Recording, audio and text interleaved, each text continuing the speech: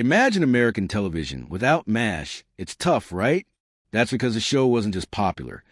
It reshaped what a sitcom could be.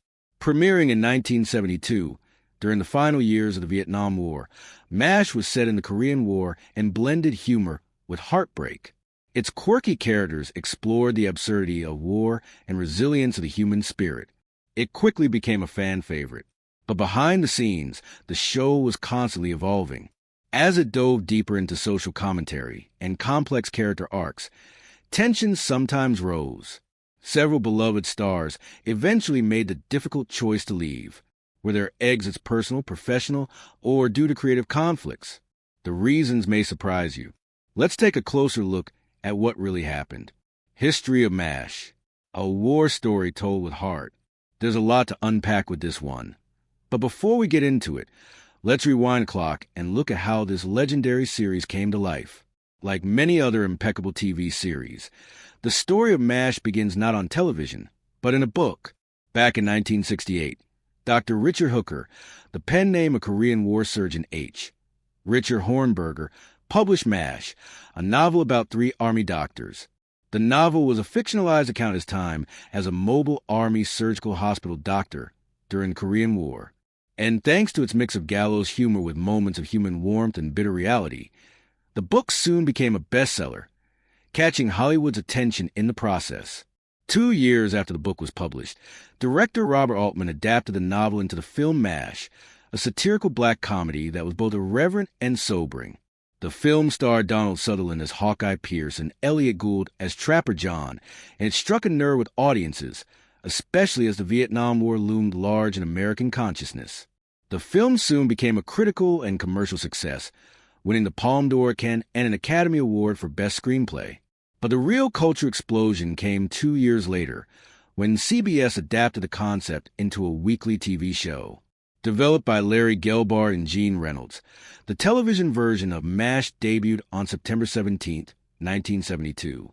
It kept the wartime setting and the offbeat humor, but introduced a more serialized, character-driven style that allowed for deeper emotional storytelling.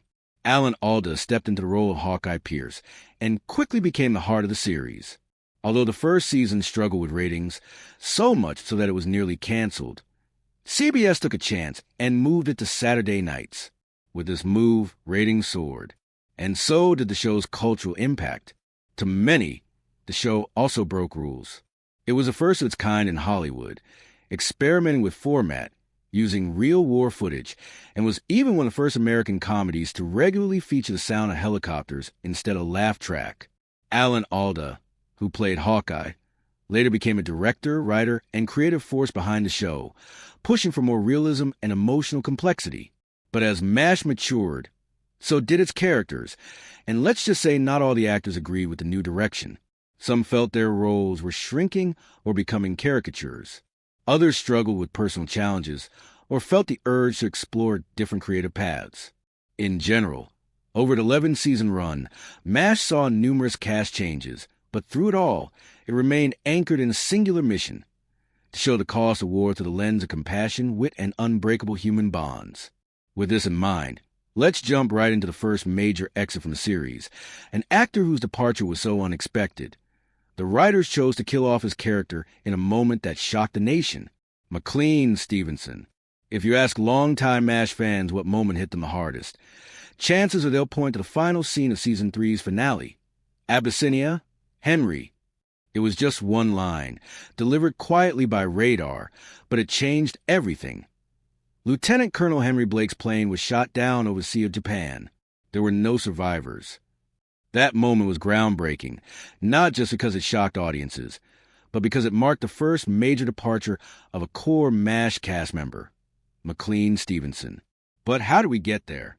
McLean had been a vital part of MASH from the very beginning. As the affable, often confused commanding officer of the 4077th, his character, Colonel Henry Blake, was a perfect foil for the madness of war. Where Hawkeye and Trapper brought rebellion and wit, Henry Blake brought humanity, sometimes frazzled, sometimes clueless, but always well-meaning. In the early seasons, McLean's performance earned him widespread praise and a Golden Globe. He was funny, relatable, and deeply loved by fans. But behind the scenes, things weren't quite as harmonious. According to interviews and memoirs from the cast and writers, McLean grew increasingly frustrated with his role. While the show started as a loose ensemble comedy, it quickly began centering around Alan Alda's Hawkeye Pierce. And as Alda became more involved in the writing and direction of the show, his character took on greater emotional and narrative weight. McLean, meanwhile, felt sidelined. So sidelined that he even once told People magazine in 1975, "I want to be number one. I want to be the guy carrying the show." But as egotistical as this probably sounds, it wasn't actually about McLean's ego. You see, McLean had these big dreams of becoming a star. He had huge ambitions. But if there's one thing you should know about Hollywood, it's that it's usually very easy for an actor to fall into a stereotypical role. And for McLean, he was falling into this pit that he wanted nothing to do with. He saw how powerful television could be, and he believed he had the charisma and talent to anchor a show of his own. He wanted to pursue opportunities where he wouldn't always be the second or third banana. He wanted to be the first. So, at the end of season 3, McLean approached the producers and told them he would not be returning. Now here's where things took a turn. Traditionally, when actors left sitcoms, their characters were written off gently, transferred, reassigned, and maybe even sent off to get married. But MASH wasn't a traditional sitcom. Its creators, Larry and Gene, saw an opportunity to do something bold. They wanted to remind viewers that MASH was, at its heart, a war story. That in war, not everyone makes it home. And this was the perfect opportunity. What succeeded this was the legendary Abyssinia Henry episode. In the episode, Henry Blake receives his discharge orders and prepares to head home. Their celebration, tears, hugs, a joyful farewell. For 25 minutes, it feels like a happy ending. But then comes the final scene like a raging storm. Radar walks into the operating room, hat in hand, face grave. The doctors are mid-surgery when he breaks the news that Lieutenant Colonel Henry Blake's plane was shot down over the Sea of Japan. There were no survivors. What followed was an intense silence that could be heard around America. No dramatic music, no laugh track or helicopter noises. Just stunned faces and the beep of surgical equipment. That scene changed TV history. It was one of the first times a beloved sitcom character was killed off, permanently and without warning. The raw reactions from the cast was partly real, as only a few knew the ending beforehand.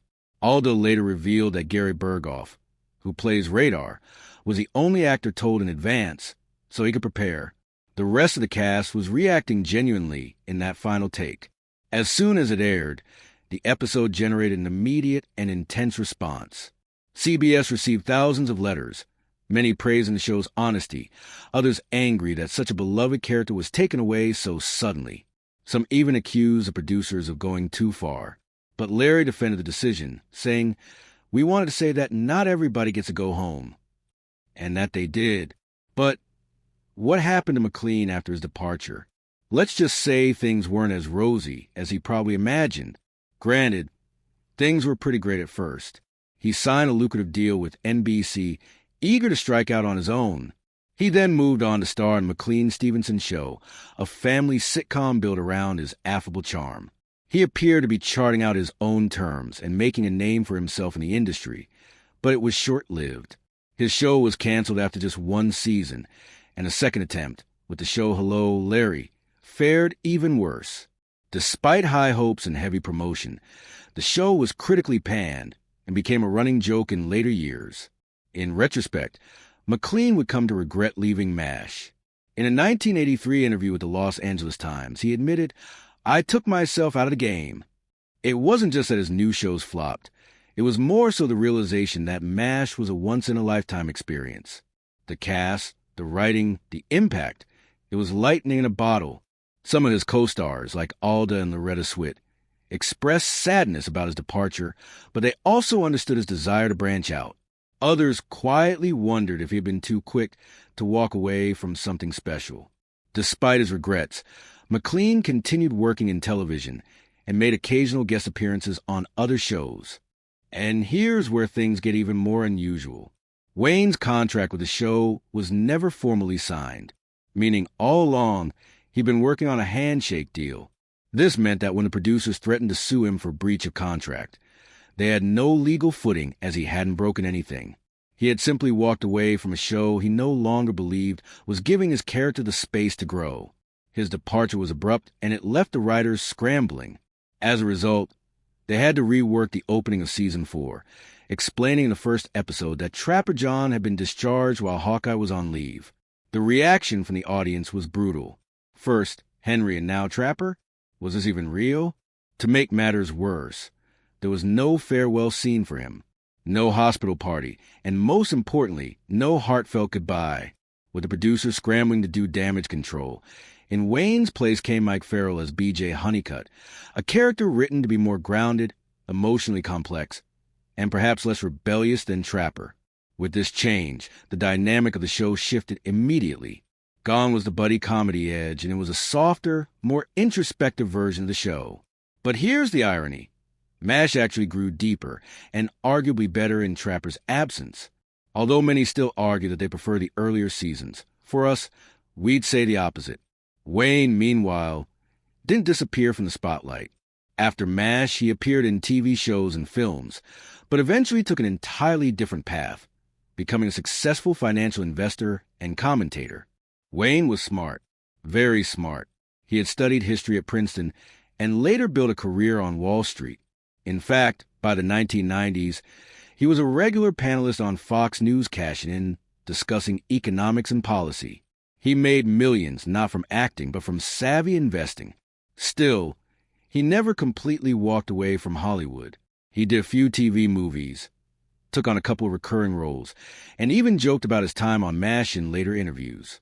Despite the suddenness of his departure, there didn't seem to be any lasting bad blood between him and the cast.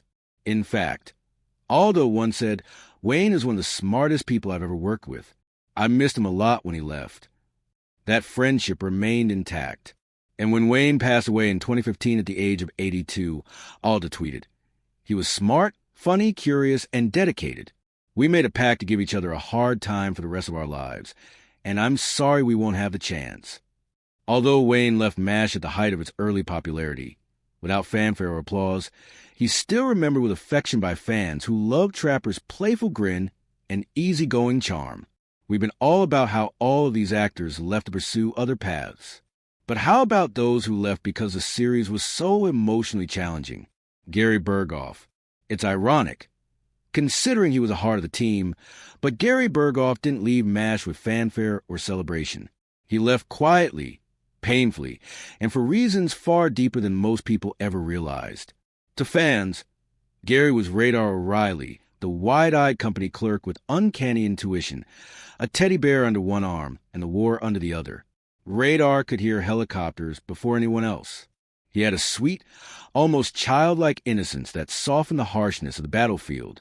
And while Hawkeye and Trapper broke rules and Henry Blake fumbled through leadership, Radar was a glue, soul, and some might even say the emotional heartbeat of the 4077th. But behind that soft voice and nervous smile was an actor slowly unraveling under the weight of it all. Gary was the only actor to reprise his role from the original 1970 MASH film, and in doing so, he brought a vulnerability to Radar that didn't exist in the film. The movie version of Radar was more mischievous, even a little sleazy. But on TV, Gary shaped Radar into something unforgettable, a symbol of lost innocence during wartime. In fact, his performance was so iconic that he was often considered irreplaceable. And yet by season 7, cracks began to show. Gary was struggling, personally and professionally. The grueling production schedule of MASH, combined with his own perfectionism, began to wear him down. He had long battles with anxiety and depression, something that rarely made headlines at the time, but deeply affected his ability to cope with the demands of filming. Then there was the pain of being away from his family. By the late 70s, Gary was married and had a young daughter. But the long hours on set meant he was constantly away from home, and he even later admitted that missing his daughter's early years felt like a mistake I never stopped regretting.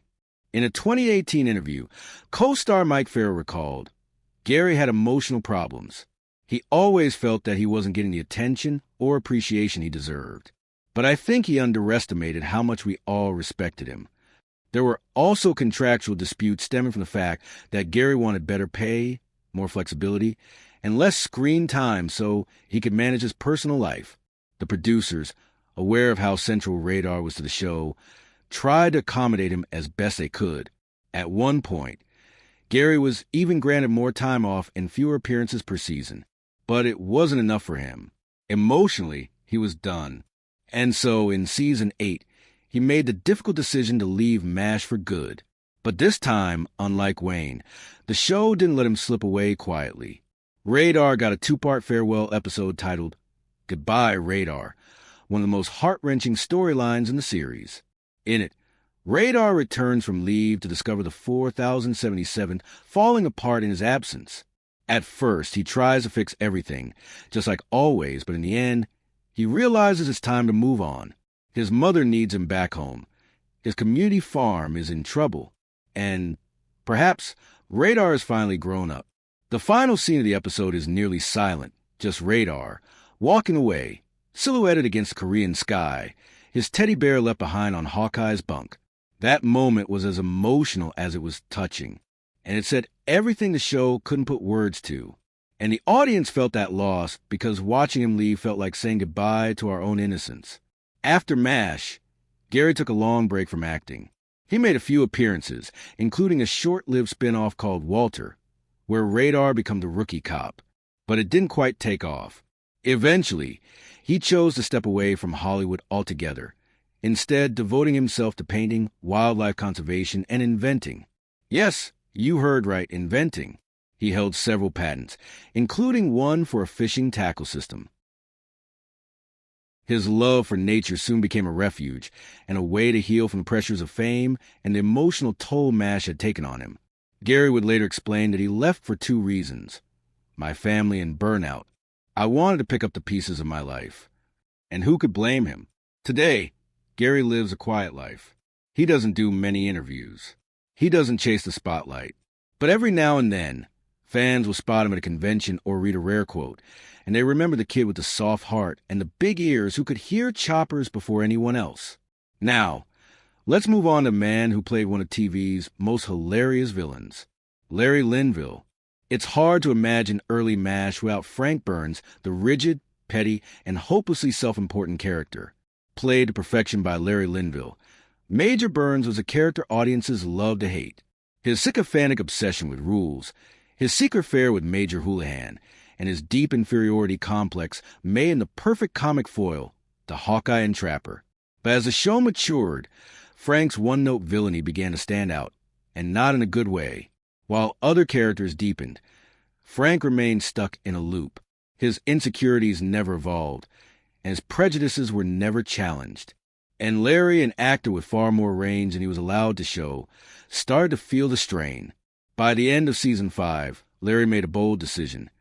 He wouldn't renew his contract. In his words, he had taken the character as far as he could. He wasn't fired and definitely wasn't pushed. He simply walked away, recognizing that MASH was growing beyond Frank's limited function, and the ripple effect was enormous. With Frank gone, the show was free to explore more layered moral conflicts. There was no longer a need for a cartoon villain. The comedy could come from irony and humanity, rather than slapstick and cruelty. In many ways, we like to think that Larry's exit marked a creative crossroads for MASH, one that would elevate from good to legendary. But that doesn't mean fans didn't feel the loss. 4 or 5 seasons, Frank was a punchline in the pressure. His departure forced the series to rethink its rhythm. And while his exit wasn't more in the show's storyline, he was written out off-screen as having received a cushy promotion. It was deeply felt in the show's DNA. Larry went on to do guest roles in TV and film, but never again found a part as visible or as unforgettable as Major Frank Burns. Not only was Larry's character written out of the show, another character, who would also later leave the show, was written in to kind of take his place. David Ogden Stiers. If Frank Burns was a cartoon villain, Charles Emerson Winchester III was the slow burn. Brought in to replace Frank in Season 6, Winchester couldn't have been more different. Cultured, brilliant, arrogant, and deeply private, he was more than just an antagonist. He was a challenge. To Hawkeye, to BJ, to the very tone of the show itself. And David Ogden Stiers played him with exquisite restraint. At first, Winchester came off as pompous and insufferable, but over time, cracks began to show. He wasn't heartless, just guarded, and he definitely wasn't cruel, maybe just a little proud. Beneath the layers of opera and wine talk was a man reckoning with the brutal reality of war, one patient at a time. Unlike Larry or the others, David didn't exit mid-series. He stayed until the final episode, leaving not in protest, but in poetic closure. His final scene, teaching Chinese POWs to play Mozart, is one of the most hauntingly beautiful moments in television history, and that was the power of Winchester. He wasn't there to be liked. He was there to remind us that war breaks everyone, even those who think they're too refined to be touched by it. When given the chance to join the spin-off after MASH, David passed on it, explaining that his character's arc was complete. In his words, Winchester had said what he needed to say. Following a successful time on the show, he went on to voice Disney characters, and in 2009, he came out with his sexuality during an interview with the website Gossip Boy, saying, "I am gay, very proud to be so." According to him, he hadn't come out earlier in his career because he feared it might hurt his chances in the industry, particularly when he was doing voice work for Disney and still appearing in television and film. At the time, there was real concern that coming out could cost actors roles or lead to typecasting. Despite being private about his personal life for most of his career, he was deeply respected in the industry, both for his dignity and his extraordinary range. He passed away in 2018 at age 75 from bladder cancer.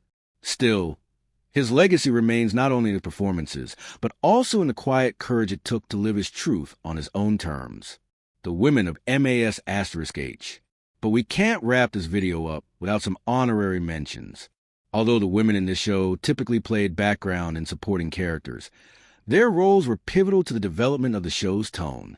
And one such woman was Major Margaret Hot Lips Houlihan.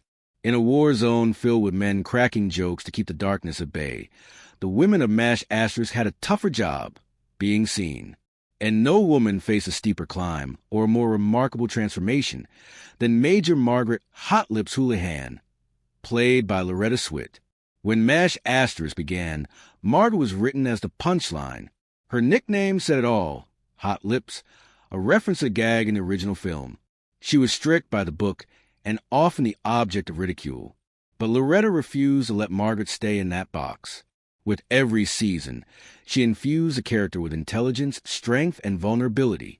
By the end of the series, Margaret wasn't just respected.